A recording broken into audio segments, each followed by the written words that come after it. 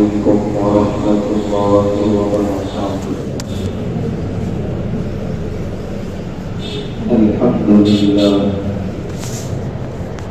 الحمد لله نحمده ونستعينه ونستغفره ونؤمن به ونتوكل عليه ونعوذ بالله من شرور أنفسنا ومن سيئات أعمالنا. من يهده الله فلا مضل له ومن يضلله فلا هادي له. ونشهد أن لا إله إلا الله وحده لا شريك له. ونشهد أن سيدنا ونبينا وحبيبنا ومولانا محمدا عبده ورسوله. أما بعد، فقد قال رسول الله صلى الله عليه وسلم: يأتي على الناس زمان الصابر فيهم على دين الله كالقابض على الجمر، أو كما قال عليه الصلاة والسلام. ہر طرح کی تعریف اور حمد و ثنا اللہ بزرگ و برتر کے لائق ہے، جس کا کوئی شریک نہیں، جس کا کوئی ساجی اور ہمسر نہیں، جو ہمیشہ سے ہے اور ہمیشہ رہے گا۔ لاکھوں درود و سلام نازل ہوں ہم سب کے پیارے آقا، پیارے حبیب احمد مجتبی محمد مصطفیٰ صلی اللہ علیہ وسلم پر اور آپ کے تمام صحابہ اور اہل بیت پر۔ محترم حضرات، خطبے میں ایک حدیث پاک میں نے پڑھی ہے جس کا ترجمہ یہ ہے، پیارے نبی صلی اللہ علیہ وسلم کا ارشاد عالی ہے کہ ایک زمانہ آئے گا قیامت کے قریب علی الناس لوگوں پر الصابر فیہم علی دین اللہ، کہ اس زمانے میں اللہ کے دین پر جمنے والا، اللہ کے دین پر چلنے والا، اللہ کے دین پر عمل کرنے والا ایسا ہی ہوگا کالقابض علی الجمر، جیسے اپنے ہاتھ پر آگ کا انگارہ لیا ہو۔ یہ حدیث پاک مفہوم بالکل واضح ہے کہ اپنے ہاتھ پر آگ کا انگارہ لینا یہ بہت معمولی بات نہیں، بہت غیر معمولی بات ہے۔ ہاتھ جلے گا، تکلیف ہوگی، آدمی فوراً اسے اپنے ہاتھ سے پھینک دے گا، چھوڑ دے گا۔ اسے پکڑ کے رہنا بہت ہی دل گردے کا کام ہوگا۔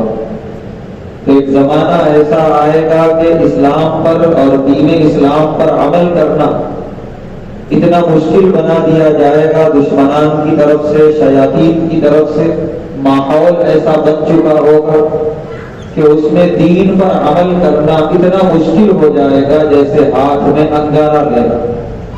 لہذا جو کم مضبوط ہوں گے، جو کمزور ایمان والے ہوں گے، وہ انگارے کو چھوڑ دیں گے، وہ نہیں لے پائیں گے، یعنی اسلام پر نہیں جمیں گے، وہ چھوڑ دیں گے، وہ ادھر چل پڑیں گے جدھر زمانے کا رخ ہوگا۔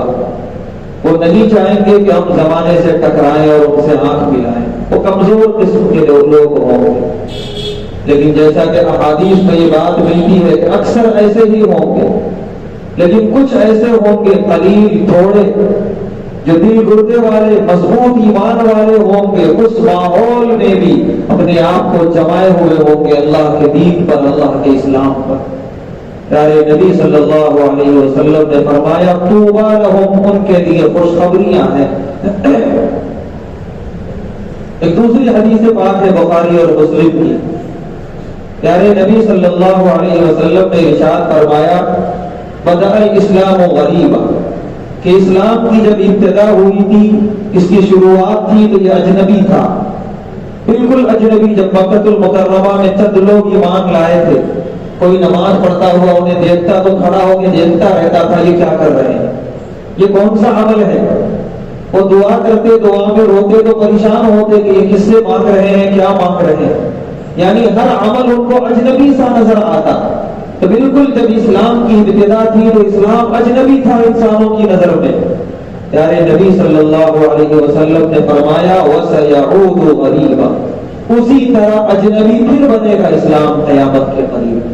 جب قیامت قریب ہوگی، زمانہ اتنا خراب ہوگا، بے حیائی اتنی عام ہوگی، اور جو ابلیس والی زندگی ہے، جو منمانی زندگی ہے، جو نفسانی خواہشات کی پیروی ہے، وہ اتنا عام ہو چکا ہوگا انسانوں کے اندر کہ اس انسانیت کی بھیڑ میں کوئی ایک بندہ اللہ اور اس کے رسول پہ اور اس کے رسول کے حکم پہ اگر عمل کرتا نظر آئے گا، اجنبی سا نظر آنے لگے گا. لوگ اجنبی نظر سے اسے دیکھتے ہوئے محسوس کریں گے. کسی کو وہ کھٹکے گا، اس پہ پابندیاں لگائیں گے. کسی کے دل میں اس کی نفرت پیدا ہوگی، وہ اس کے خلاف تانے کسیں گے. لیکن پیارے نبی صلی اللہ علیہ وسلم نے فرمایا جیسے ابتدا میں جن مضبوط صحابہ کرام نے اس اجنبی ماحول میں اسلام کو سنبھالا، پیارے نبی صلی اللہ علیہ وسلم نے فرمایا ان کے لیے جو خوشخبری ہے وہی خوشخبری ان کے لیے ہوگی جو قیامت کے قریب جب بالکل اجنبی ہو چکا ہوگا اسلام، اس وقت زمانے کی پرواہ نہ کرتے ہوئے، لوگوں کی نفرتیں، لوگوں کے تانوں کی پرواہ نہ کرتے ہوئے وہ جمے رہیں گے اسلام پر، اسلام کی اطاعتوں پر، احکامات پر. ان کے لیے بھی وہی خوشخبریاں ہیں، وہی مقام ہے، وہی فضیلتیں ہیں. اس طرح کی اور بھی احادیث جس میں پیارے نبی صلی اللہ علیہ وسلم نے پیشین گوئی فرمائی ہے کہ قیامت کے قریب ماحول اتنا خراب ہوگا کہ اسلام پر جمنا اور اسلام پر عمل کرنا انتہائی مشکل ہو چکا ہوگا. اب اس مشکل کو جو سمجھایا پیارے نبی صلی اللہ علیہ وسلم نے القابض علی الجمر کہہ کر کہ اب سمجھنے والے کے لیے آسان ہے کہ آگ کا انگارہ اپنے ہاتھ میں لینا. بالکل زمانہ آ گیا ہے، شروعات ہو گئی ہے اور بہت تیزی سے زمانہ اسی طرف جائے گا، کیونکہ سب سے بڑے سچے پیارے نبی صلی اللہ علیہ وسلم نے یہ بات ارشاد فرمائی کہ یہ ہو کے رہے گا. اسلام پر عمل کرنا، اسلامی حیا پہ عمل کرنا، اسلامی شناخت کو اپنے ساتھ لے کے جینا، یہ آہستہ آہستہ یہ کھٹکنے لگا ہے انسانیت کی نگاہ میں. اور یہ ماحول وقت نہیں ہے تفصیل بتانے کا کہ جگہ جگہ قرآن میں اللہ تبارک و تعالیٰ نے فرمایا کہ یہ ماحول بنایا جائے گا یہودیت کی طرف سے. ہم کو یہ پورا معاملہ اس وقت جو ماحول بن رہا ہے اسلام کے خلاف، اسلامی شناخت کے خلاف، اسلامی شعار کے خلاف، صرف ایک ملک کی حد تک نہیں دیکھنا، عالمی تناظر میں اسے دیکھیے کہ پورے عالم اسلام میں یہ آج نہیں، آج سے 10 سال پہلے اس کا آغاز کر چکے ہیں یہودی لوگ. اور یہ بڑی منصوبہ بند سازش کے تحت ہو رہا ہے کہ قرآن پر عمل کرنے کا جو نظام ہے دنیا میں اس کو ختم کیا جائے. جہاں حکومتی سطح پہ یہ نظام نافذ تھا وہاں ختم کیا جائے اور وہاں ہمارے قوانین نافذ کیے جائیں. اور اگر کہیں کسی ملک میں اپنے طور پہ مسلمان عمل کر رہے ہیں اسلامی احکامات پر، قرآنی نظام پر، قرآنی قوانین پر، تو وہاں پر مکمل طور پہ انہیں بدنام کر کے اسے دور کیا جائے اور ان پر دباؤ بنایا جائے، یہودی ماحول بنایا جائے کہ جس سے ان پر دباؤ پڑے اور وہ اپنے آپ کو دور کر لے، نعوذ باللہ، اسلامی احکامات سے، اسلامی شعار سے. اور یہودیت نے یہ کام آج نیا نہیں کیا، پورے مذہب عیسائیت کو یہ ہضم کر لے. اسی طریقے سے آج جو مذہب عیسائیت دنیا میں ہے جسے ہم کرسچن کہتے ہیں، یہ وہ بالکل نہیں ہے جو حضرت عیسیٰ علیہ السلام لے کر آئے تھے، اس کا کوئی حصہ موجود نہیں ہے. یہ سب کچھ شکل دی ہے یہودیوں نے، بالکل اپنی مرضی کے مطابق اس مذہب کو ڈال دیا. لیکن ان کی پوری کوشش ہے کہ قرآن کا نظام ختم ہو، کیونکہ جب تک قرآن کا نظام نافذ رہے گا یہودیت مغلوب رہے گی، بے حیائی مغلوب رہے گی، ہوس پرستی مغلوب رہے گی، ابلیسیت مغلوب رہے گی، اور قرآن کا نظام نافذ رہے گا. کیونکہ قرآن میں اللہ نے یہ کشش رکھی ہے، دین اسلام میں یہ کشش رکھی ہے، پیارے نبی صلی اللہ علیہ وسلم کے سنتوں میں اور آپ کے طریقوں میں اللہ تعالیٰ نے یہ کشش رکھی ہے. ارادہ وہ روز اول سے اس بات کے لیے کوشاں رہے ہیں کہ ہر حال میں اسے مغلوب کیا جائے، اسے ختم کیا جائے. اور اب تو قرب قیامت کا زمانہ ہے، اب تو ماحول اور زیادہ خراب ہو رہا ہے اور ہوگا، اور یہودیوں کے لیے ماحول بالکل سازگار ہے۔ تو پوری دنیا کے اندر، پورے عالم کے اندر یہ کام ہو رہا ہے کہ حجاب پر پابندی آج ہی صرف ملک کا مسئلہ نہیں، یہ اس سے پہلے پورے عالم کے اندر بہت سارے ممالک میں یہ مسئلہ بنایا جا چکا، یہودی سوچ کے ذریعے، یہودی لابی کے ذریعے۔ اور صرف اسلامی حجاب کا مسئلہ نہیں ہے، یہ تو اسلامی شعار ہے، بہت حد تک آگے آ چکے ہیں یہ لوگ یہودی، اور بالکل ہمارے جو کہا جائے ہمارے مذہب اسلام کی بنیادوں کے اندر گھس رہے ہیں یہ لوگ، اور پوری اسلام کی عمارت کو ہلانے کے لیے۔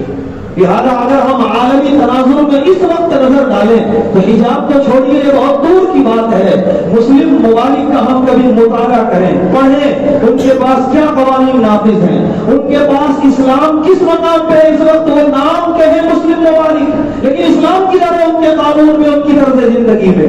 مراکش ایک مسلم ملک ہے لیکن ہمیں معلوم ہونا چاہیے آج 3-4 سال ہو گئے وہاں قرآن کی جب تعلیم ہوتی ہے تو جہاد کی آیتوں کا نہ ترجمہ ہوتا نہ تفسیر ہوتی ہے۔ آج سالوں ہو گئے وہاں یہ قانون نافذ ہو کر، وہاں پڑھنے والا ایک عالم بھی بنتا ہے کوئی بچہ اگر، تو اسے معلوم ہی نہیں ہوتا جہاد کیا ہے، نہ ترجمہ پڑھایا جاتا ہے نہ تفسیر پڑھائی جاتی ہے، صرف اس لیے کہ اس سے یہودی آقا ہمارے ناراض ہو جائیں گے، کیونکہ انہوں نے پہلے ہی کہہ دیا کہ تمہاری ان آیتوں سے ہمارے تعلقات جو استوار ہو رہے ہیں اس میں فساد آ سکتا ہے، اس میں بگاڑ آ سکتا ہے۔ یہ مراکش میں ہوا ہے۔ اس کے بعد آج سے 3 سال پہلے اردن کے اندر یہ قانون نافذ ہو گیا جو آج تک جاری ہے، مسلم ملک ہے وہ، جہاد کی بھی آیتیں، اس کے علاوہ یہود و نصارہ کے بارے میں جتنی آیتیں تھیں سب کو نصاب تعلیم سے خارج کر دیا۔ ہمارے ملک میں ایک بدبخت نے، ایک ملعون نے کچھ آیتیں نکالنے کی بات کہی اور ہم نے ان کے خلاف بڑا زبردست احتجاج کیا، اور آج وہ سلاخوں کے پیچھے ہے اور ہونا بھی چاہیے۔ الحمدللہ ہم کفر کے دیار میں رہ کے کم سے کم ابھی شمع ہم روشن کیے ہوئے ہیں اپنے سینوں میں، ایمان کی لو کم سے کم جل رہی ہے الحمدللہ۔ لیکن کیا ہمیں معلوم ہے مسلم ملکوں میں باقاعدہ عمل ہو رہا ہے اس بات پر؟ اس نے تو خالی مطالبہ کیا تھا اور یہاں تو عمل ہو رہا ہے۔ جتنی جہاد کی آیتیں ہیں اور اس کے علاوہ جتنی یہودیت اور عیسائیت کی آیتیں ہیں ان سب کو نکال کے باہر کر دیا گیا، نصاب تعلیم میں داخل نہیں ہے وہ۔ مصر ایک مسلم ملک ہے، وہاں تو قرآن کی تعلیم پر ہی بڑی گہری نظر رکھی گئی ہے، وہاں دنیا کا سب سے بڑا مدرسہ جامعہ ازہر مصر، وہاں آزادانہ طور پہ قرآن نہیں پڑھ سکتے، اس کا ترجمہ نہیں کر سکتے، بس وہی ترجمہ ہوگا جو حکومت کی طرف سے منظور شدہ ہوگا، اور حکومت جن آیتوں کے ترجمے کرنے کی اجازت دے گی اسی کا ترجمہ کرنے کی اجازت ہے، انہی کی تفسیر سمجھانے کی اجازت ہے آنے والی نسلوں کو۔ وہ تو یہودی نسل ہے وہاں کا جو صدر ہے، اس نے جو محدود کر دیا قرآن کی تعلیم کو، بالکل محدود، بس جو اخلاق والی آیتیں ہیں، جو حسن سلوک والی آیتیں ہیں وہی وہاں پر زندہ ہے، باقی تمام کو نصاب تعلیم سے باہر نکال دیا گیا۔ یہ تو وہ ممالک ہے جن کا کبھی نام آتا ہے کبھی نہیں آتا ہے، بڑے دکھ کے ساتھ یہ بات کہی جاتی ہے جس سرزمین سے توحید کا ڈنکا بجا تھا، جس سرزمین نے لوگوں کو توحید سکھائی تھی، جس سرزمین کے لوگوں کو جینا نہیں آتا تھا، وہ صرف اونٹ چرانا بکریاں چرانا جانتے تھے، قیصر و کسریٰ والے ان پہ تانے کستے تھے تمہیں صحراؤں کے علاوہ کچھ نہیں آتا۔ اس قرآن نے، اس عظیم کتاب نے کہاں سے کہاں پہنچایا، آج اسی سرزمین پہ قرآن کی پابندی لگ رہی ہے، قرآن کی آیتوں پر پابندی لگ رہی ہے۔ آپ کو یہ جان کر حیرت ہوگی سورہ فتح ایک عظیم سورہ ہے، صحابہ بڑی شان سے اس سورہ کی تلاوت کرتے ہیں کیونکہ اس میں صحابہ کے لیے بڑی خوشخبریاں ہیں۔ اس پوری سورہ فتح کی تعلیم آج مملکت سعودیہ عربیہ میں نہیں ہوتی، یہ بہت مقصودہ بات ہے، نہ تفسیر پڑھائی جاتی ہے نہ ترجمہ پڑھایا جاتا ہے۔ اور یہ جان کر آپ لوگوں کو بہت تعجب ہوگا کہ ہمیں کفر کے دیار میں رہ کے الحمدللہ لگے ہوئے اور لگے رہیں گے، سورہ فاتحہ کے الف سے لے کر من الجنۃ والناس کی سین تک ہر آیت پڑھیں گے، اپنی آنے والی نسلوں کو پڑھائیں گے، کیونکہ یہی کتاب ہے جو ہمیں جنت میں لے جانے والی، یہی کتاب ہے جو ہمیں آخرت میں کام آنے والی، قبر میں ہمارے کام آنے والی۔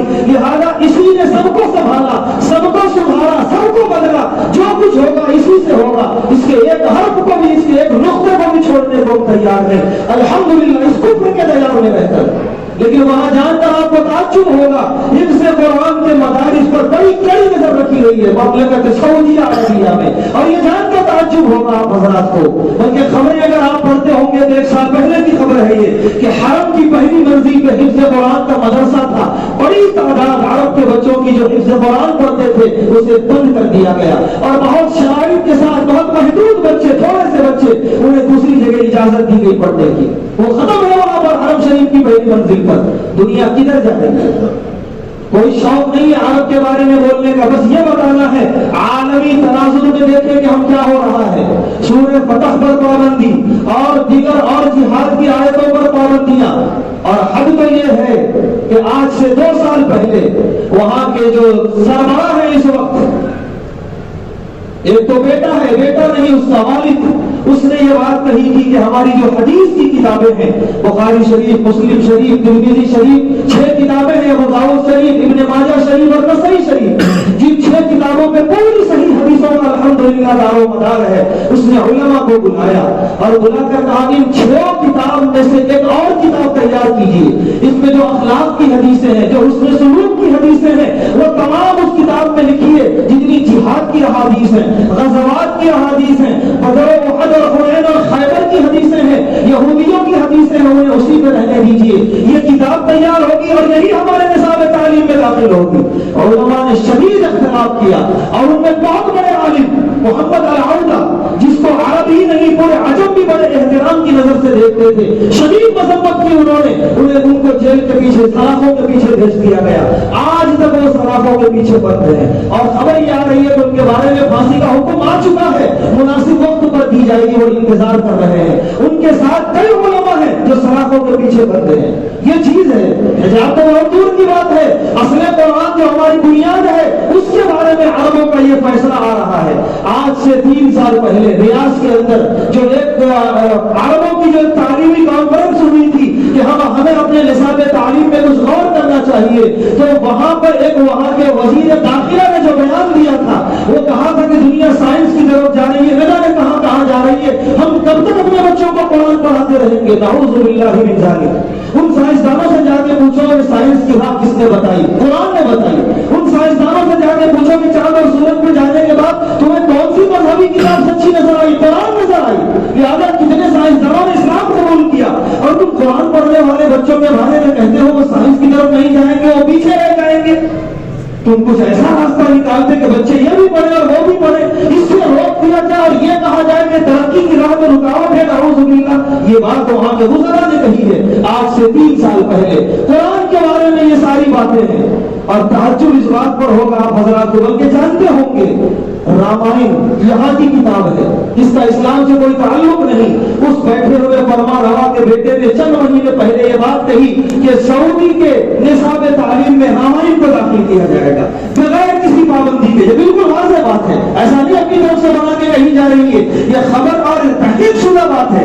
قرآن کی تعلیم میں پابندیاں، حفظ قرآن میں پابندی کہ اس سے کٹر بندی آئے گی، کٹر پسندی آئے گی، اگر کہیں جاری ہے تعلیم تو جہاد کی آیتیں نہ پڑھائی جائیں، فتح کی آیتیں نہ پڑھائی جائیں، اور ایک ایسی کتاب جو شرک و کفر والی ہے اور اس میں ایسی باتیں لکھی ہیں جو عقل میں ہی نہیں آتی، وہ وہاں کے نصاب تعلیم میں داخل کرنے کی کوشش کی جا رہی ہے۔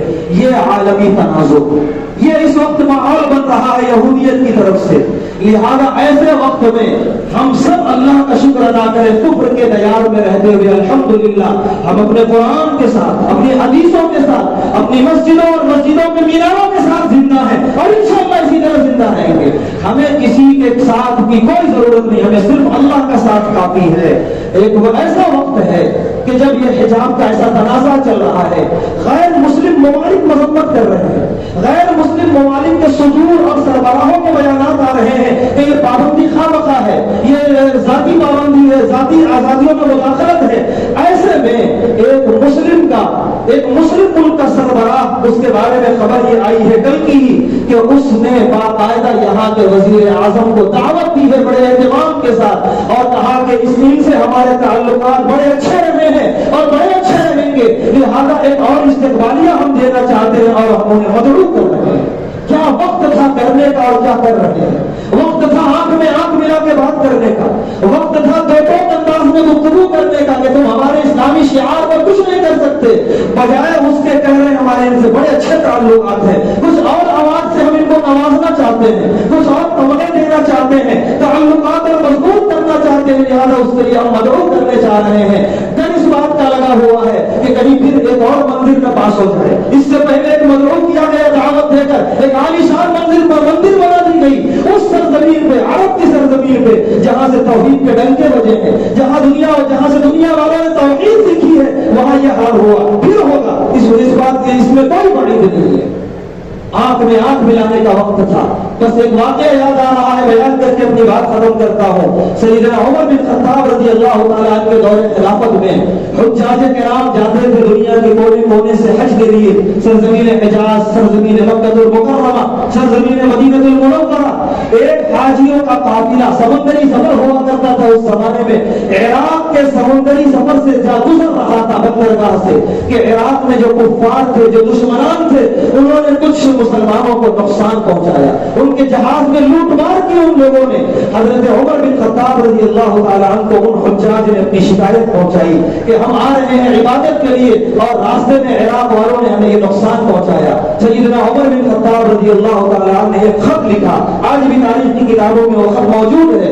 انہوں نے اپنا نام لکھا اور بسم اللہ لکھا اور لکھا کہ یہ مسلمانوں کے امیر المؤمنین عمر کی طرف سے یہ خط ہے کہ تم نے کچھ حجاج کو, ہمارے حجاج کو نقصان پہنچایا ہے, آئندہ ایسا نہ کرنا.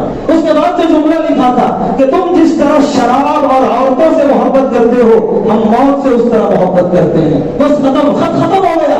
اسے کہتے ہیں آنکھ میں آنکھ ملا کے بات کرنا, اسے کہتے ہیں پورے روب کے ساتھ حکمرانی کرنا. یہ کیا کہ ڈرے ہوئے ہیں, سہمے ہوئے ہیں, ڈر اور سہم سے بھی زیادہ کہیں دوسری حالت ہے اس وقت ہمارے حکمرانوں کی. کیا وقت ہے کرنے کا اور کیا کام کیے جا رہے ہیں اس وقت. الحمدللہ مسلمانان ہند بہت اچھے ہیں ان لوگوں سے, پورے شعار کے ساتھ جی اور جیتے رہیں گے انشاءاللہ. ہم ان لوگوں میں نہیں ہوں گے, عہد کریں کہ جو روح میں بہ جاتے ہیں. ہم ان لوگوں میں ہوں گے جو کھڑے ہو کر مقابلہ کرتے ہیں. ہم قرآن پڑھیں گے, پڑھائیں گے, ہم ترجمہ پڑھیں گے, پڑھائیں گے, ہم تفسیریں کریں گے, سنائیں گے لوگوں کو. اللہ کا پیغام یہ جاری رہے گا سننے سنانے کا. تمام احادیث میں جہاد کی حدیثیں ہو, غزوات کی حدیثیں ہو, ہم برملا کہیں گے, سنائیں گے, پڑھائیں گے بچوں کو, تاکہ آنے والی نسلوں کو